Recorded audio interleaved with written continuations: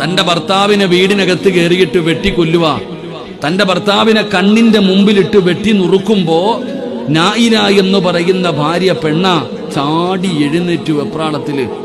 തന്റെ ഭർത്താവിനെ കൊല്ലുന്നത് കണ്ടപ്പോ നിലവിളിച്ചുകൊണ്ട് ചാടി എഴുന്നേറ്റപ്പോൾ തലയിലിട്ടിരുന്ന തുണി ഒന്ന് പുറകിലേക്ക് മാറി. തലയിലിട്ടിരുന്ന തുണി ഒന്ന് പുറകിലേക്ക് മാറി. ഒരൽപ്പം മുടി മുമ്പോട്ട് വീണു. ഒരൽപ്പം മുടി മുമ്പോട്ട് വീണു.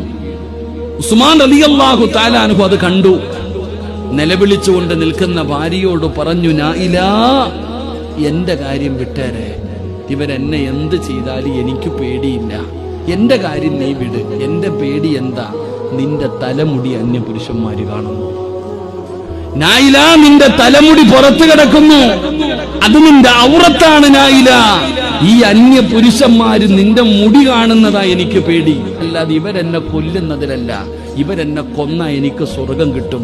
നിന്റെ ഔറത്ത് ഇവന്മാര് കണ്ടാൽ ഞാൻ അള്ളാഹിനോട് കണക്ക് പറയണമെന്ന് മഹാനായ സയ്യിദുനാ ഉസ്മാൻ ഇബ്നു അഫ്ഫാൻ റളിയല്ലാഹു തആല അൻഹു, അല്ലാഹ് ഈമാൻ തരുമാറാകട്ടെ. ഇതാ ഭർത്താവ്, ഇതാണ് ഭർത്താവ്. മരിക്കാൻ കിടക്കുന്ന സമയത്തും തന്റെ ഭാര്യയുടെ തലമുടി ഒന്ന് പുറത്ത് കണ്ടപ്പോ അവിടെ നിന്ന് പറഞ്ഞു അള്ളാഹിനെ പേടിക്കാൻ. ഇതാകണം ഭർത്താവ്. തന്റെ ഭാര്യയ്ക്ക് കൊടുക്കേണ്ട ഉപദേശങ്ങൾ കൊടുക്കണം.